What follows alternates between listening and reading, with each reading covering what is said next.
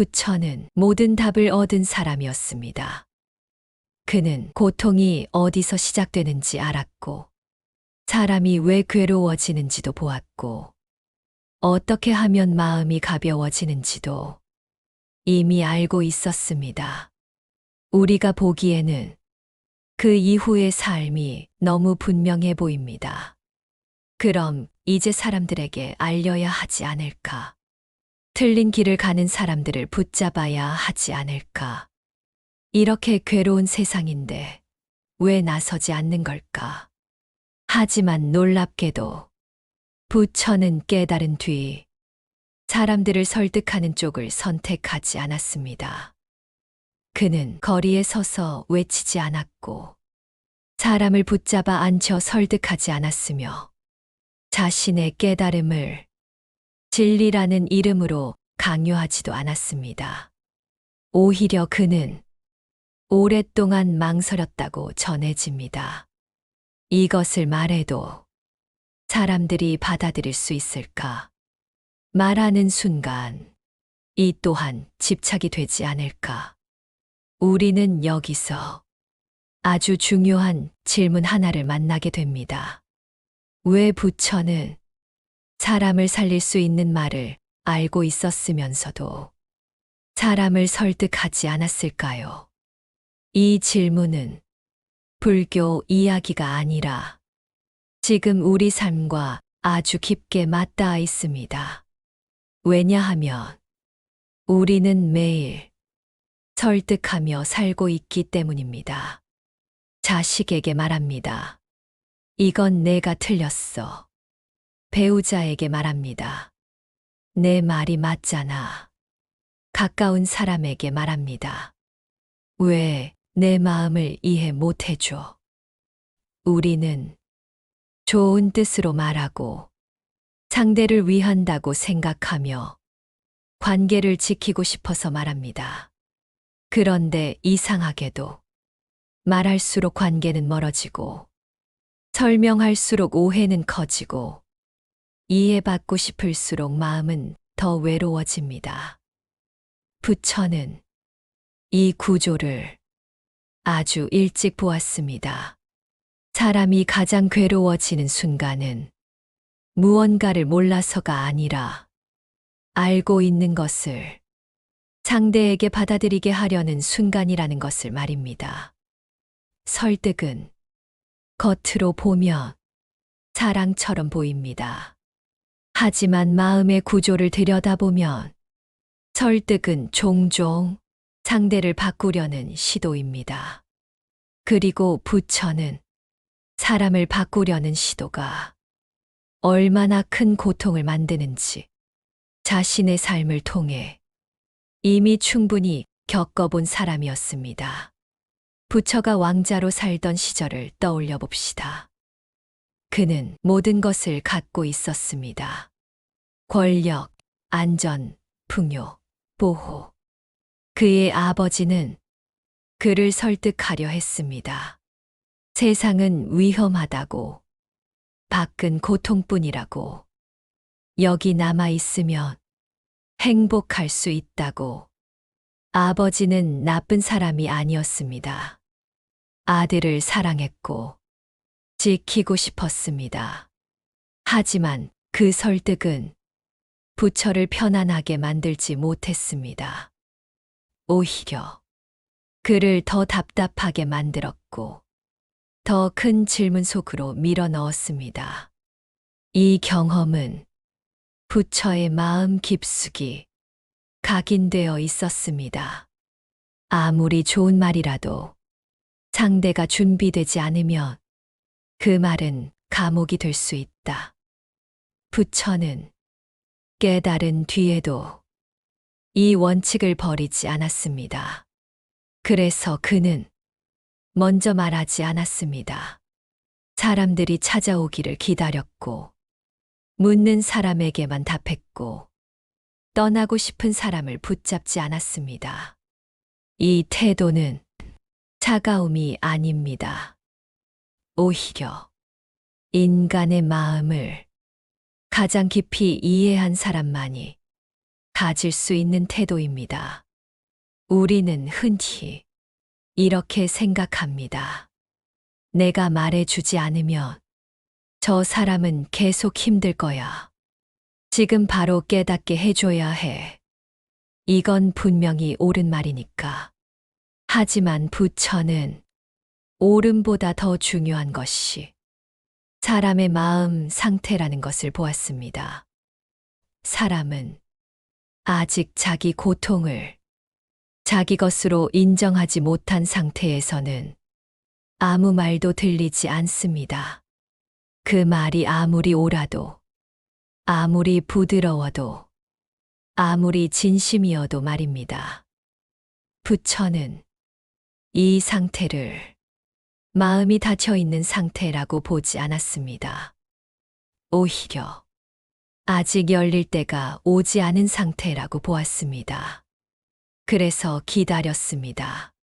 기다림은 무책임이 아닙니다. 기다림은 상대의 삶을 존중하는 방식입니다. 부처가 설득하지 않았던 이유는 사람을 포기해서가 아니라 사람의 속도를 존중했기 때문입니다. 이 지점에서 우리 삶을 한번 돌아봅시다. 우리는 왜 그렇게까지 이해받고 싶어 할까요? 왜 내 말을 알아주지 않는 사람이 있으면 그렇게 마음이 흔들릴까요? 왜 설득에 실패하면 분노하거나 좌절하거나 스스로를 탓하게 될까요? 부처는 이 질문에도 답을 남겼습니다. 사람이 설득하려는 순간에는 이미 마음이 밖으로 나가 있다고 보았습니다. 내가 옳다는 것을 상대가 알아야 내가 편해질 수 있다.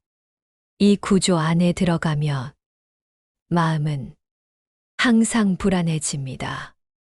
왜냐하면 상대의 반응은 내가 통제할 수 없기 때문입니다. 부처는 이 상태를 마음이 밖에 매여 있는 상태라고 불렀습니다. 마음이 밖에 매여 있으면 사람은 끊임없이 확인하게 됩니다. 저 사람은 나를 어떻게 볼까? 이 말을 들으면 나를 이해할까? 혹시 나를 무시하지는 않을까? 이 확인이 반복될수록 마음은 점점 더 지치게 됩니다. 그래서 부처는 설득하지 않았습니다. 설득하지 않는다는 것은 아무 말도 하지 않는다는 뜻이 아닙니다. 자기 자리를 지키는 것입니다. 자기 마음을 밖에 맡기지 않는 것입니다. 자기 삶의 기준을 타인의 반응에 두지 않는 것입니다. 부처는 사람을 설득하지 않았지만 자기 삶을 분명하게 살았습니다. 그리고 그 삶 자체가 말이 되게 했습니다. 사람들은 그의 말을 듣고 싶어서가 아니라 그의 삶이 궁금해서 찾아왔습니다. 여기서 아주 중요한 차이가 생깁니다. 설득은 말로 사람을 움직이려 하지만 삶은 말 없이도 사람을 움직입니다. 부처는 이 차이를 너무 잘 알고 있었습니다. 그래서 그는 말을 줄이고 삶을 드러냈습니다. 우리에게도 이 태도는 아주 큰 힌트를 줍니다.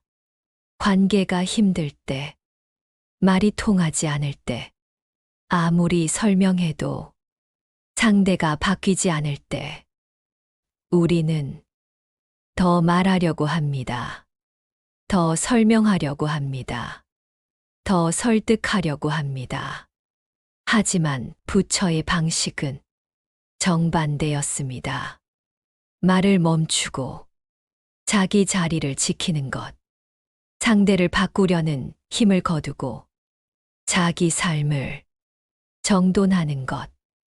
이 순간 관계는 아이러니하게도 조금씩 풀리기 시작합니다. 왜냐하면 설득이 사라지면 압박도 사라지기 때문입니다. 사람은 압박이 사라질 때 비로소 자기 마음을 들여다볼 여유를 얻습니다.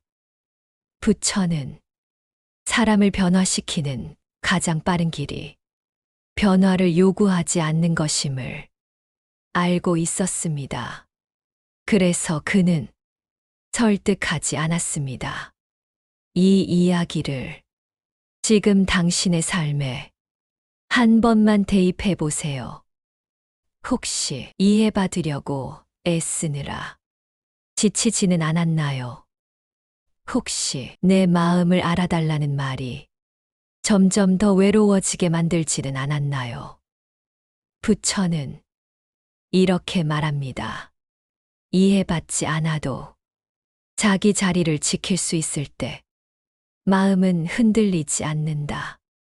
설득을 내려놓는다는 것은 패배가 아닙니다. 체념도 아닙니다. 그것은 자기 마음을 다시 자기 안으로 데려오는 선택입니다. 부처는 깨달은 뒤에도 사람을 설득하지 않았습니다. 왜냐하면 사람을 살리는 것은 말이 아니라 각자의 때라는 것을 알고 있었기 때문입니다. 오늘 이 영상이 끝난 뒤 당장 무언가를 설득하지 않아도 괜찮습니다. 그 대신 이 한 가지만 마음에 남겨두세요. 지금 이 말은 상대를 위한 말인가? 아니면 내 불안을 잠재우기 위한 말인가?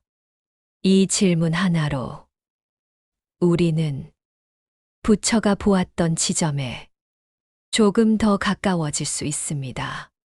말을 줄이는 순간 관계가 열릴 수도 있습니다. 설득을 내려놓는 순간 마음이 먼저 편해질 수도 있습니다. 부처는 그 길을 선택했습니다.